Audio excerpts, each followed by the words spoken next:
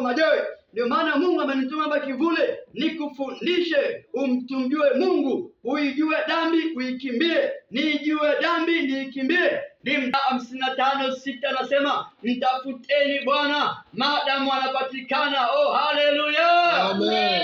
Anapatikana hata hapa Shalom Gospel Assembly. Kama ukimtaka Bwana anapatikana. Katika Zaburi anasema mtakeni Bwana na nguvu zake. Anapatikana, nguvu zake zinapatikana, lakini anahitaji mtu mmoja mwenye kiu, anahitaji mtu mmoja mwenye nguvu ya kumtafuta. Anasema mtafuteni Bwana maadamu anapatikana. Hata hapa anapatikana mchana wa leo. Wewe ambao umekuja mahali hapa ukiwa na shida, ukikutana na Bwana shida yako imeisha. Utashangaa mtu anakuja kwenye ibada hapa amelala, utakutana na mapepo, utajikuta. Sehemu kubwa ya falsafa bila lengo lako kuu ni nini? Unakuja hapa kwa lengo lipi? Yaani kama hauna lengo la kuja hapa hautafanya kitu. Utakuja hapa na kuondoka na maisha yatakuwa ni yale yale. Jina la Bwana libarikiwe. Hebu sema kusudi. Hebu sema lengo. Sasa lazima tufahamu lengo na kusudi la kuanzisha kanisa hili, ili unapokuja mahali hapa ujue kinachokuleta ni nini. Hapa hatuji kuimba tu na kutoa sadaka. Hapa hatuji kuimba tu na kutoa mafungu ya 10. Hapa hatuji kuimba tu na kurudi nyumbani. Tunakuja hapa kusoma, na mtu akae darasani siku zote. Jina la Bwana libarikiwe. Amen. Mtu akae darasani maisha yake yote. Kuna kuhitimu. Ukishahitimu unatumwa kazi. Jina la Bwana libarikiwe. Amina. Hiyo ni Luka 6:40. Anasema mwanafunzi awe mkuu kuliko mkufunzi wake. Hebu tuseme mwanafunzi. Mwanafunzi. Inua sauti mwanafunzi. Mwanafunzi. Inua sauti mwanafunzi. Inua sauti mwanafunzi. Mwanafunzi. Inua sauti mwanafunzi. Mwanafunzi. Awe mkuu kuliko mwalimu wake. Lakini hebu sema kuna kuhitimu mahali hapa. Hebu sema kuna graduation mahali hapa. Leo tunaanza darasa, Mungu akapeleke injili. Sema amen. Hata kama ni mmoja atahitimu, hata kama ni wawili watahitimu. Anasema mwanafunzi awe mkuu kuliko nani? Kuliko mwalimu wake. Hatuwezi kuwa wakubwa kuliko Yesu. Tukijitahidi sana tutakuwa pamoja naye. Na ndivyo Yohana anavyosema, mtu aniaminie mimi, kazi nizifanyazo mimi naye atazifanya, na kubwa kuliko hizo atafanya nini? Atazifanya. Yesu anasema kwa maana naenda kwa nani? Naenda kwa Baba. Jina la Bwana libarikiwe.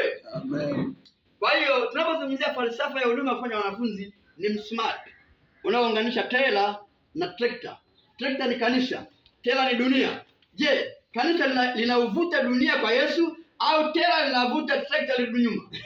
Mfumo wa maisha wa kanisa wa sasa ni nani anamvuta mwenye? Tubadilishe ulimwengu wenye dhambi umwelekee Mungu. Jina la Bwana libarikiwe.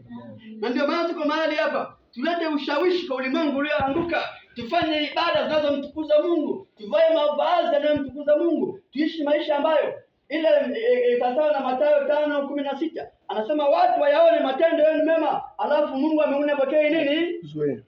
Mungu ameona tukuzwe. Kwa hiyo tuko mahali hapa kumpa Mungu tukufu. Jina la Bwana libarikiwe. Amen. Kwa hiyo tunazungumza falsafa ya kufanya huduma. Sehemu ya kwanza ya falsafa ni dhamira. Lazima ufahamu dhamira kuu ya kanisa ulimwenguni kote ni nini, na kusudi kuu la kanisa ulimwenguni kote. Kusudi la kwanza, kanisa lipo duniani ili kumsifu na kumwabudu Mungu. Twende 1, 2, 3. Kwa kumsifu na kumwabudu nani? Ndio maana kanisa hili limeanzishwa kumsifu na kumwabudu Mungu. Lakini namba 2, kanisa liko duniani kusudi la pili ili kwamba tuweze kuhubiri injili kwa kila kiumbe. Amen. Namba 2 kufanya nini? Sema kuhubiri injili kwa kila kiumbe. Zakayo peke yako, inua sauti. Umekaa mkao kuhubiri kweli hapo. Kaa kama uko darasani bwana. Jambo la 3, kanisa liko duniani ili kutoa huduma kwa wasioamini. Jambo la 3, kanisa liko duniani kutoa huduma kwa watu wasioamini. Ndio, wasioamini watu wapewe huduma. Huduma ya kwanza, huduma ya kiroho. Wajue hii dunia ina mwenyewe. Wajue hii dunia ni ya Mungu na wamheshimu Mungu wa maisha yao. Waheshimu Mungu wa matendo yao. Waheshimu Mungu wa falsafa zao za maisha. Kutoa huduma kwa wasioamini, sisi tuwe kielelezo kwao, tuwaelekeze kwa Mungu wa kweli. Waache kuabudu sanamu. Waache dhambi na kumwishia Mungu. Waache ulevi na mambo kadha wa kadha. Kanisa liko duniani kutoa huduma kwa wasioamini. Wasioamini pamoja, hata kama ni kutoa huduma kwa yatima na wajane wasioamini, ni wajibu wa kanisa. Ndio maana tunakuja na mafungu ya 10 kwa ajili ya mafungu ya 10 ni kwa ajili ya makuhani, ni kwa ajili ya wajane, ni kwa ajili ya wageni, ni kwa ajili ya yatima. Kanisa liko duniani ili kutoa huduma kwa yatima na wajane, wawe wameamini hawajaamini. Ndio maana kanisa hili limeanzishwa. Itafika mahali tutakuwa tunapita nyumba kwa nyumba, tunatafuta wazee, tunawabariki kwa sababu ni haki yao kimsingi. Mungu ni mume wa wajane. Kwa hiyo wajane wote wa Majoe, wajane wote wa Kivule, mume wao ni Mungu. Kwa hiyo chochote ambacho Mungu anatoa mahali hapa, wajane wanasema. Tukianza na wajane wa ndani na kisha tunahamia wajane wa nje. Hebu sema kusudi kula kanisa ulimwenguni kote. Kusudi kula kanisa. Tusizidiwe na makanisa. Yesu alikuwa ni mtu mwenye huruma. Aliwahurumia wanaomfuata na wasiomfuata. Alipotenda miujiza alitenda kwa wote. Na hii ndio maana kanisa liko mahali hapa kuonyesha huruma za Mungu kwa watu. Kama mtu anateseka, mtu anaumwa, mtu ni mzee, hawezi kujihudumia, tuko mahali hapa kama mawakala wa Mungu kutoa hizo facilities, kutoa huo msaada Mungu atakaouleta kwetu uende kwao. Mtu mmoja aseme amen. Amen. Kwa hiyo fedha unayoipata mwanakambi si yako peke yako. Kuna hela ya mjane hapo, kuna hela ya yatima, kuna hela ya kuhani, kuna hela ya mgeni. Ndio maana kutoa sadaka, ndio maana kutoa mafungu ya 10. Tuko hapa kuyagusa maisha ya ndani ya watu, lakini pia falsafa ya kugusa maisha ya nje. Kanisa ambalo alifikia huduma yake haigusi maisha ya watu wa nje ambao hawajaamini kabisa, hilo bado sio kanisa la Yesu Kristo. Hapo unishawishi mpaka kesho.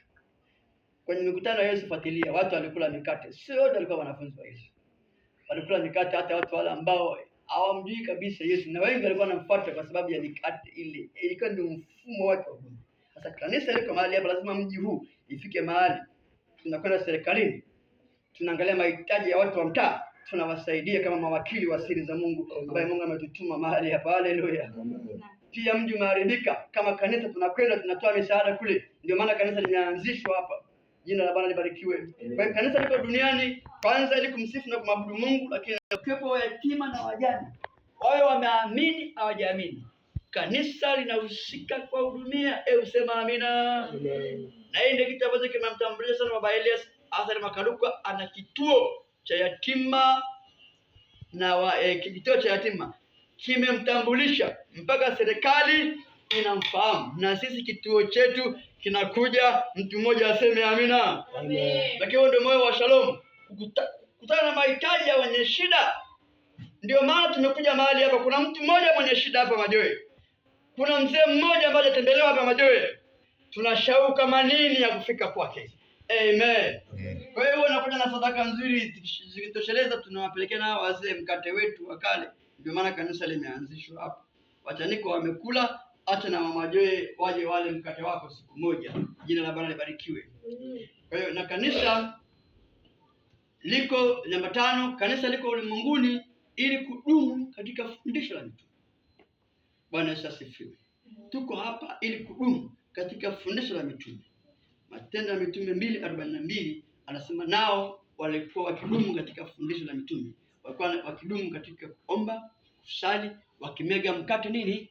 Pamoja. Tuko hapa kumega mkate pamoja, na hata mchana wa leo tunaweka msingi mapema kabisa wa kumega mkate pamoja na wageni ambao wanakuja kwa ajili ya uzinduzi wa tawi hili. Mtu mmoja aseme amina. Amen. Hivyo ndivyo wenzetu wa kwanza walivyofanya.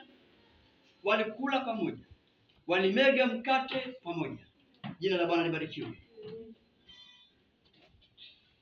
Dhamira, kusudi lako au lengo lako, tuko pamoja. Hebu sema kusudi. Asikia, rudia tena. Kusudi. Nguvu. Kusudi.